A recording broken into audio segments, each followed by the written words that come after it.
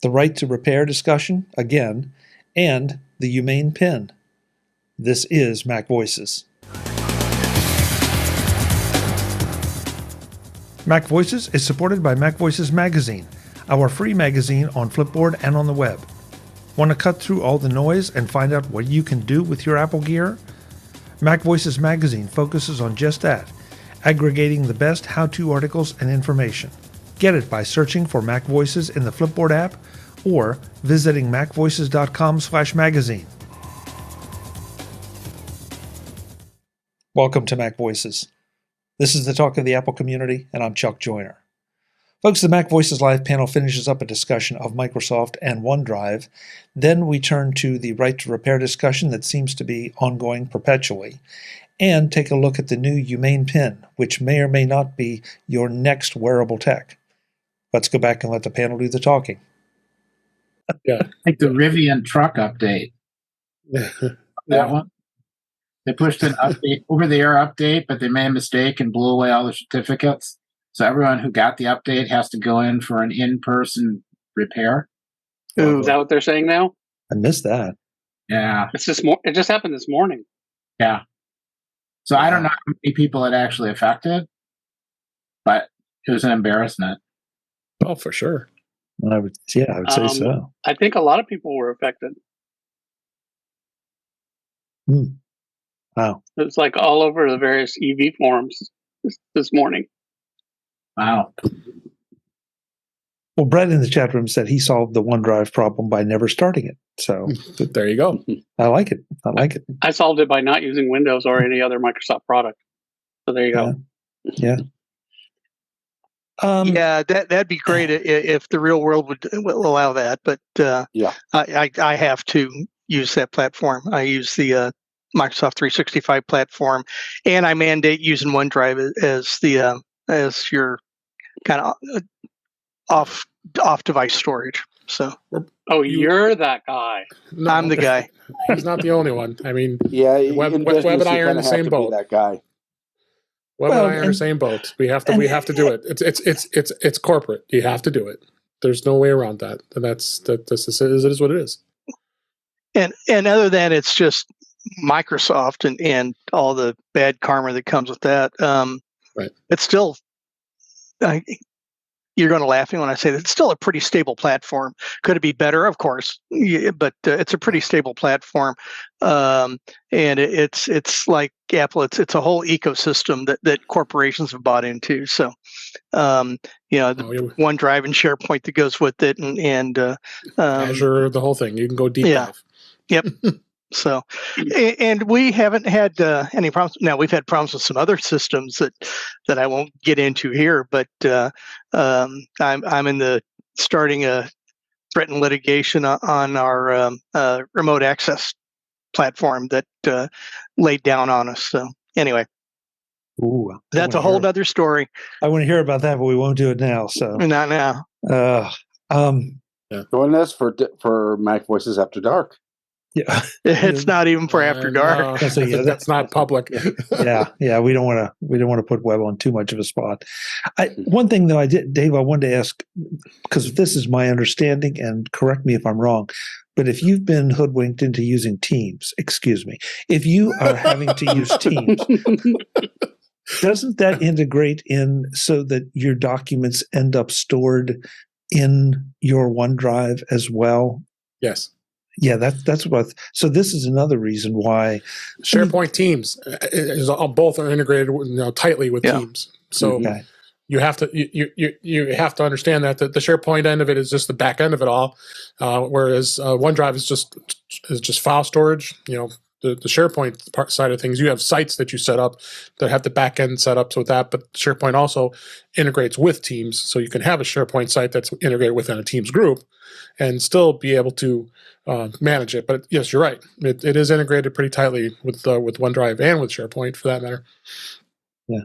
And look, I believe it or not, I do want to be fair, because Apple integrates with iCloud, and there are lots of benefits to using iCloud. And if you're going to have to use the Microsoft products, there are lots of benefits to using OneDrive. So, I think Webb is the one that said it. These are ecosystems, and it's just which one you like, which one is the best citizen from the standpoint of user interaction. Well, you go back to, my talk back at MacStock back in the summer, I talked about cloud services. That's a good prime example of.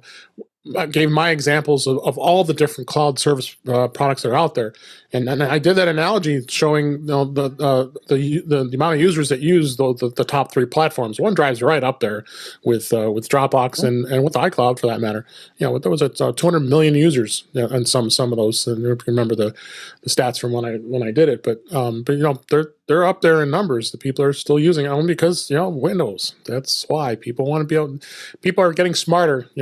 Back in the old days, we were looking at the Windows XP days and Windows 7 and all the older versions of Windows. People were not smart backing things up, and it was a huge hassle. I think Microsoft has come a long way, making it easier to making sure a Windows user is doing a better job of backing things up, because now it's on OneDrive as opposed to did you use the Windows backup? What's that? It's buried somewhere. Yeah, and quite frankly, if you're using Google services, they would prefer you use Google One. Mm-hmm. Correct, because that's integrated with Drive and all the other ones. Yeah. Everybody's wants you to use their cloud platform these days. Of course.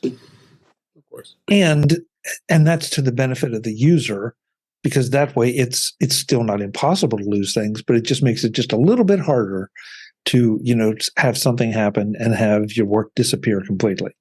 Right. So it's not perfect necessarily, and there are certainly better options out there to make sure that you have a better chance of recovering everything. But at least this way, there's a chance that you can get at least some things back. So, kudos to all Apple, Microsoft, and Google for at least building that limited redundancy into their systems.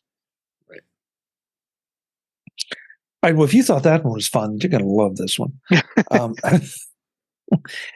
Did you all see the discussions about the right to repair laws and the hardware pairing, and how allegedly, of course, Apple was painted up as the bad guy, that they're pulling in $9 billion in Apple Care revenue, and that was one of the reasons that they fought the right to repair. Then they reversed their position on right to repair. But because of hardware pairing, you still are having a difficult time doing the repairs yourself. And so this is their way, allegedly, of making sure they're protecting that revenue. I just flipped an article in from The Verge that seems to have been the genesis of a lot of the subsequent articles from different outlets. But if this is one that I think is worth taking a good hard look at, because some of it rehashes, at least from where I sit, discussions we've had about the quality of the repairs, the likelihood that your repairs will be successful, and also, in my mind, points to the fact that one of the challenges with Windows machines, PCs, has always been that the hardware is not necessarily consistent. Right. And so that leads to compatibility and performance issues. Yep. Ben, you're nodding your head. Are you with me on that? Oh yeah. As someone who has professionally, physically worked on computers, it can be a hassle. Yep. I deal with it firsthand. It doesn't even have to be. It could be any vendor. It could be Lenovo. It could be Dell. It could be HP. Whatever product you're using. There's as much as you look at, most companies are focused on one brand because they want to keep consistency. Consistency is tough. In the enterprise world, you can stay relatively consistent because you see components that are in laptops for the most part are the same. In the case of Dell, I work with Dell. I've taken many laptops apart in my time, and I know Ben has too. And the consistency is pretty good when you're working in the commercial side of the products, like the Latitudes. But when you go into the Inspirons and the old consumer-based models of Dell, or any of them for that matter, it's all over the place. I mean, it depends on the time of day, what memory chip they're putting in, or what hard drive they're putting in it, or solid state drive. Yeah, I mean, not only that, you can have two should be two identical computers, and they have different firmware manufacturers or firmware vendors. Right. Mm-hmm. Yeah. Eric? As the value of iPhones keep going up, and the idea that someone can't just break into an Apple store and steal all the phones, or grab phones from people at a market or whatever, because you can't break them down to parts and then sell all the parts and components, right?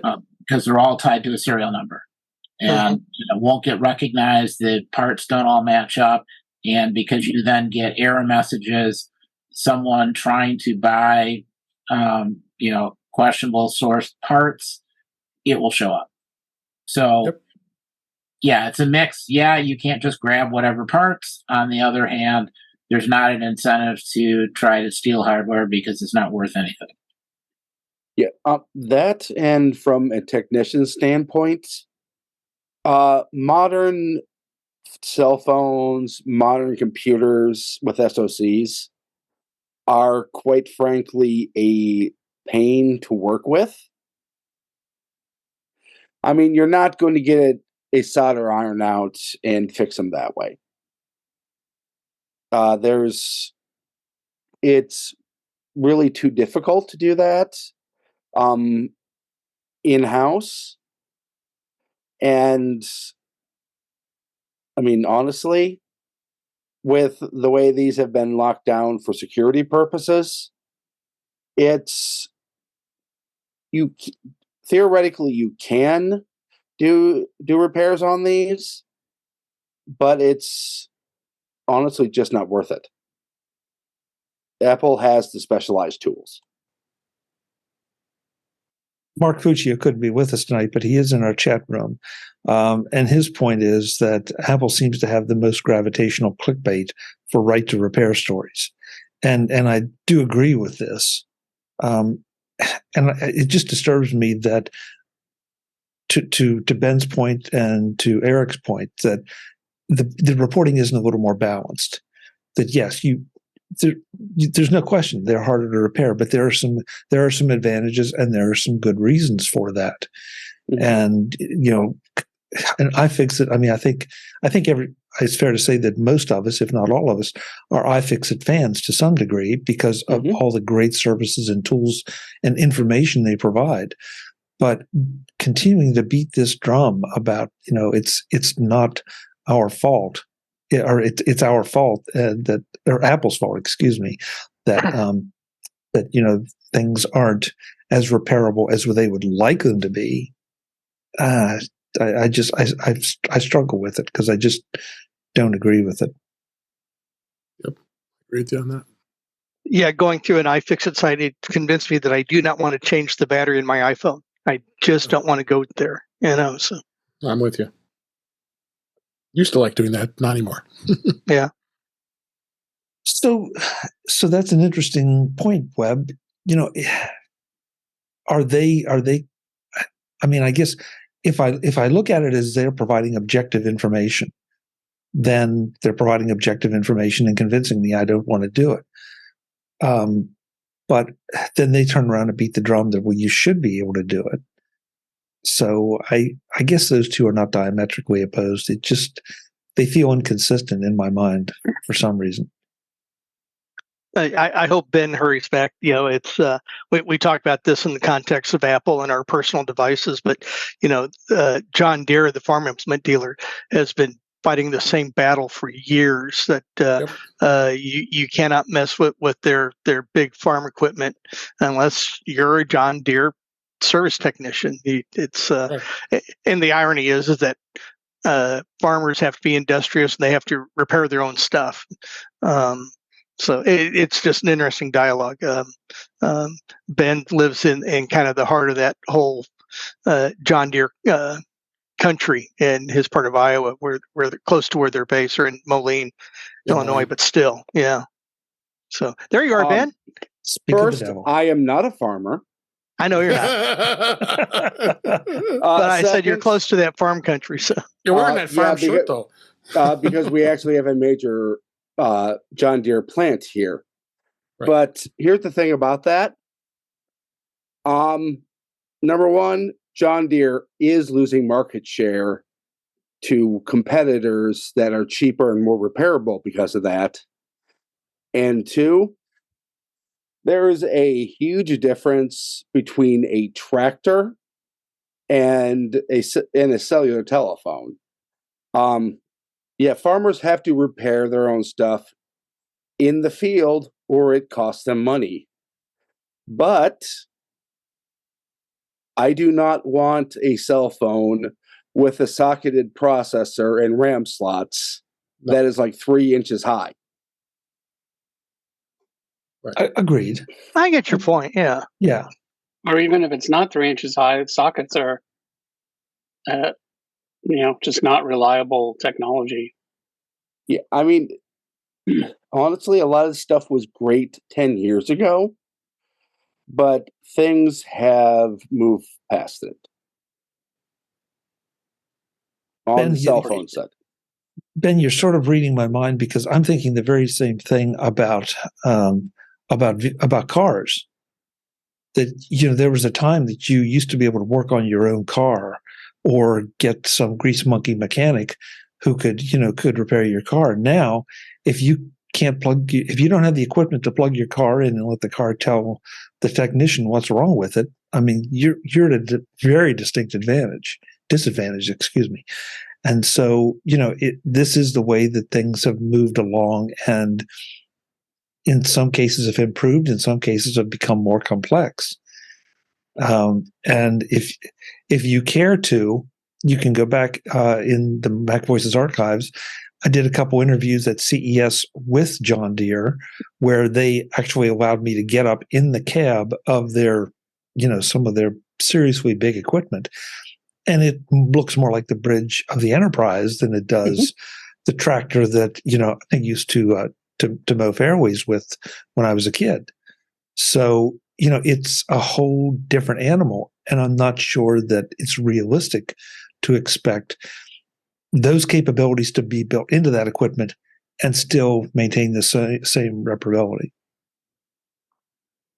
Maybe not, but with the repairability the way it is through Deere, Kubota is sending them a gift basket. John Deere has basically allowed them to get their foot in the U.S. market.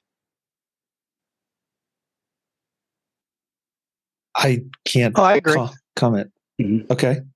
Webb, you're out in the Midwest. Sorry if that sounds stereotypical. Do you have experience or thoughts on this? No, the only point that I was trying to make early on when before Ben rejoined was just that this argument about Apple and their lack of repairability, and this argument's been going on for years. And John Deere was just the example that I brought up. And I'm not a farmer, never spent a day on a farm, even though my family did own a cattle ranch in Wyoming. That's another story. But what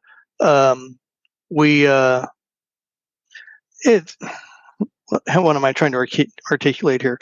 I have friends that are in the ag business, and a lot of them, they don't even buy the equipment. They hire a service that'll come in and do their planting or do their harvesting and all that kind of stuff. They don't do it themselves just because they don't want to get into this trap of buying the machinery itself and trying to keep it repaired. They make it someone else's problem. They lease the problem. They don't buy it. So, it's and I agree with you. I cannot. I talked a bit that I own a Tesla. I cannot get a repair manual for the Tesla. Fortunately, it doesn't need a whole lot of maintenance to it, but it's not that I can tear it apart and fix things on it. Besides, the way the batteries are on that car, you got to have a really heavy duty lift to pick the thing up to begin with. So, but that's another story. So, Teslas are not your old Chevys. No, they're not. No. Well, nothing is your old Chevys anymore. No. Except your old Chevys. Except your old Chevy. Thank you, Ben. Brian, you had just a piece on this, and maybe you can wrap it up for us. Yeah, I was going to say this story sounded a little familiar, and it made me think of a couple years ago, and I found the article. It was about how when you were replacing the glass, the front screen, that the Face ID would no longer work. I guess it was right around the time of when the iPhone 13 came out. The article's from December of 21. And iFixit was talking about the update 15.2, or quote unquote fix that issue. But I guess similar messages had come up about battery replacements, the display, and the camera itself. So I just thought it reminded me of it, and how the story came around again. Yeah, I had a 10S when I didn't want to spend $300 for replacement the glass for it, so I went into third party and did it, and sure enough, the Face ID didn't work, but I was still able to trade it in, and it didn't matter. So, yeah. So David, what you did was you settled for a less than stellar experience to save a little money. In the case of that phone, yes, I did. Yes, and then I was able to trade. I was able to compensate back when I traded it in. So, right, but and this goes back to Apple trying to maintain. I mean, if this feels like to me, Brian, you said that one reminded you of that story. This reminds me of the European and not the European, well, some of the European, but the throttling lawsuits. That okay, Apple said we're trying to maintain the optimum experience, and some people looked at it and said, "Oh my God, no! You are degrading the experience." Well, Apple eventually, they had to settle up. But there's David who accepted the inferior experience to save himself money. I'm not picking on you, Dave. No, I know. It just exactly what you mean. But it just goes to show you. Let's see. So let's see some comments here in the chat. Brett says, whether you repair your own iPhone or not, right to repair still potentially benefits everyone with the greater availability of third-party repair shops. If they're authorized repair shops, yeah. Let's see. And Mark Fuccio wants to know, does anyone think Apple is vindictive limiting repairs like iFixit, or are these a side effect of highly integrated chipsets and components? Latter. Yeah. Yep. Brett just agreed with him in the chat, and I agree too. It's just a matter of, well, who brought up the socket part? It's just, thank you, Ben. It's just the way things are improving. If you want these sleeker, lighter, smaller phones with more capabilities, this is the way we're going to go. Mm-hmm. All right, everybody, you want to do a fun one? Let's go. I really want. These have all been fun. Okay. Oh, okay. Well, this is really fun. I want to know what everybody thinks about the Humane Pin. Not fun. Okay, well, we'll move on. Basically, this is a $699 device that you put on your chest like a Star Trek communicator badge, and you pay $24 a month for the privilege of having it have a cell phone that then you can query large language models with. It has we got another facepalm from Eric already. It has a little laser projector, apparently, that will give you text messages or information by shining it out on your hand. Okay, and which I don't hate that solution. As crazy as it sounds, that was kind of clever. This is a couple of former Apple engineers who came up with this, and so will it? Do we expect widespread adoption? I seriously doubt it, but I want to know what you guys think of this. Crazy. Reminds me of Google Glass. I don't think it's going to last that long, and it'll get a lot of attention up front, and then it's just going to kind of get quiet. So, novelty. Yeah, I think it'll get more shout outs on shows, than it does actual buyers. I was thinking it would be good as maybe like a companion device to a phone you already have, maybe, but not in place of. I'm with you on that one, Brian. I guess okay, I'll change the question. Oh, and Mark also says it's a solution looking for a problem to solve. Yeah. Yeah, maybe so. But is this potentially a first step in a direction of a different kind of wearable computing device? Oh, possibly, but it's going to be a while. Okay. Yeah. And not every innovation is for everybody either. I keep, you see some more foldable phones, and I've got a couple friends with them. It's not for me. I don't see it. Not for me. But I'm glad it's there for somebody. They want it. Yeah. Craig in the chat room, does anybody want to buy my Google Glass? Yeah. I really thought there'd be stronger reaction to this, either pro, con, or just speculation. Nobody has strong feelings. They tried it. I'm sorry, Eric, say again? I'm glad to see that they tried it. I don't see myself trying it. Yeah. I enjoyed the video. Yeah, it was a cool video.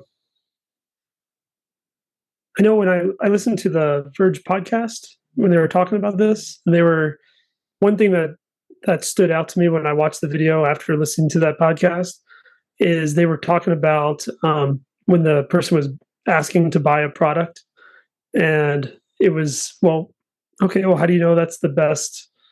Your price comparison shopping, you're looking at how fast something would arrive from one vendor, or what different qualities there are about that particular product, who's the vendor that's selling it, all these questions that you might have that you appreciate the screen in front of you to compare that you're just not seeing when you're verbally asking. And then they were comparing it to, if you verbally ask, your Amazon device, to not say the word, but if you're asking it to order you something and it goes into the cart, and then when you go to the computer or the phone, you can then see what's in your cart as opposed to just buying it. So, yeah. And also, obviously, it's a huge problem if there's anybody else around. I can do things on my phone or whatever device that it's me and the device, and I'm not inflicting it on anybody else or worried that anybody else. Some cases it might be something that or even like, if I want to order a Christmas present for my spouse, well, better make sure they're not around.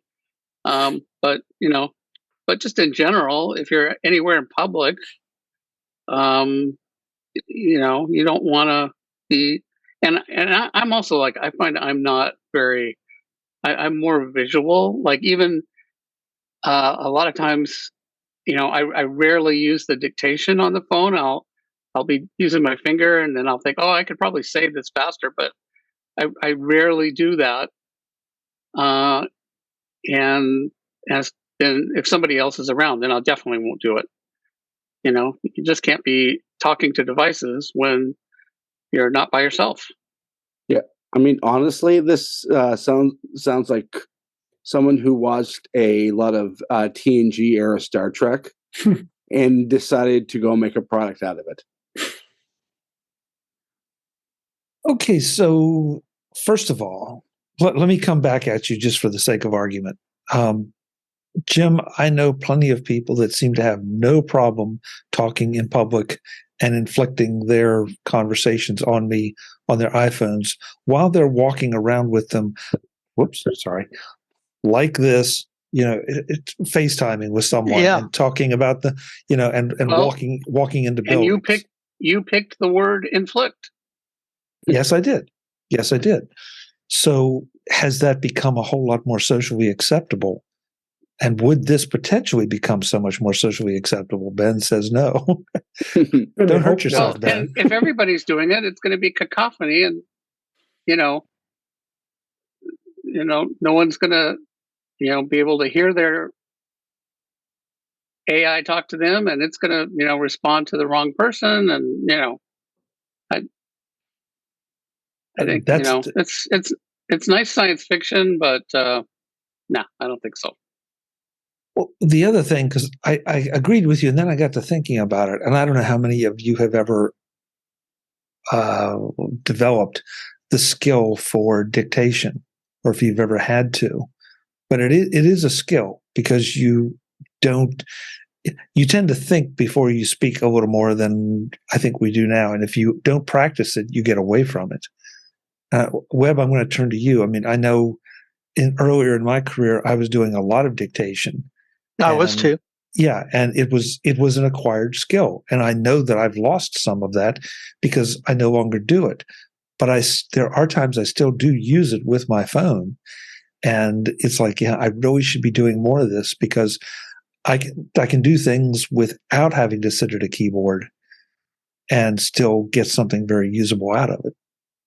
Yeah, I haven't done dictation in 25 years, but I did do it somewhat frequently. Now it's my workflow is that I'll draft out a letter, and then I'll pass it to my admin, and she can read my mind, and she finishes it up, and it's just a great relationship. So I would much rather have a great admin than dictation. So Eric, that's an interesting point in our private chat. Bring that one up, please. I like it. Well, I was so we have various criticisms of the AI Pin, and then we've got the Apple Vision Pro coming out. And when that was first announced, there were issues people thought. And I'll be really curious to kind of see the comparisons of what people think when they're both out, because they're both supposed to ship early next year. As far as what are the deficiencies. The AI Pin, you can walk around wherever with it, but yeah, you might not want it talking to you in the middle of a crowd or at work. The Apple Vision, yeah, you can't go very far with it on, but you do get the interface. You can type and interact without speaking. I don't know. I'll be curious to see. Some of the interactions are similar. Some of them are quite different. But it's all different from maybe what you have done in the past. So I'm curious to see what the reactions will be once both of those products are out. I think it's a great point, and I hadn't thought about it. Because one of them cuts you off from the outside world. The other one, you're very much in the outside world. And yes, I'll go back and use that word, inflicting what you're doing on the outside world. So, I don't know. So I gather nobody here is getting a pin. I wouldn't mind seeing one if somebody gets one, but. Okay. We'll see how it goes. I mean, I would test it out if the company sent one to me, but as of right now, I would have to see a use case for it that I'm not seeing. I'm really intrigued by the laser projector part as a screen, if you will, by projecting something so you can read it on your hand. I don't know why that intrigues me, but that feels like an unusual solution, as opposed to having to carry a screen around and have the answers displayed on the screen. I'd be curious. Does that laser have as much resolution as an Apple Watch? I wouldn't think so. I'm not sure I will. I mean, to put something on my hand, I don't think I want it to have a whole lot of resolution. Well, so in some ways, the watch already is that device.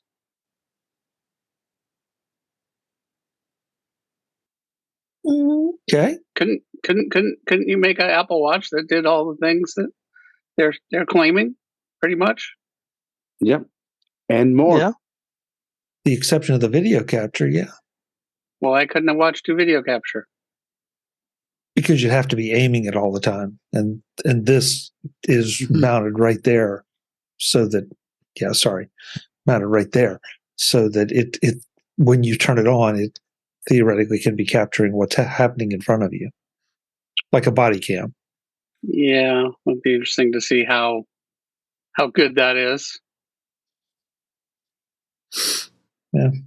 Though that does give me a use case. Security and law enforcement. And Eric is right, accessibility too. Yeah, that's a real good point. From an accessibility standpoint, this could be a very useful device. But Jim, you're right. I give you credit. I had not thought about the watch aspect of it. Because we have seen, and they've never come to market, but we've seen companies try to develop cameras for the watch band. But those have always been more for theoretically personal FaceTime kind of communications. So lots of speculation tonight. This Mac Voices Live panel is back next time to talk about Google trying to gain some assistance from an unlikely ally and Chamberlain changing their value proposition for their garage doors, and not in a good way. That's next time on Mac Voices. I'll see you then. I'm Chuck Joyner. Thanks for watching. Visit MacVoices.com for show notes and to connect with Chuck on social media. Get involved in our Facebook group or like our Facebook page, and get more out of your Apple tech with MacVoices Magazine, free on Flipboard and on the web. And if you find value in it all, consider supporting us through either our Patreon campaign at patreon.com/MacVoices or making a one-time donation via the PayPal link on our front page and in the show notes of each episode. You will join these fine people who help bring you Mac Voices each month. Advertising handled by Backbeat Media at backbeatmedia.com. Bandwidth provided by CashFly at cashfly.com.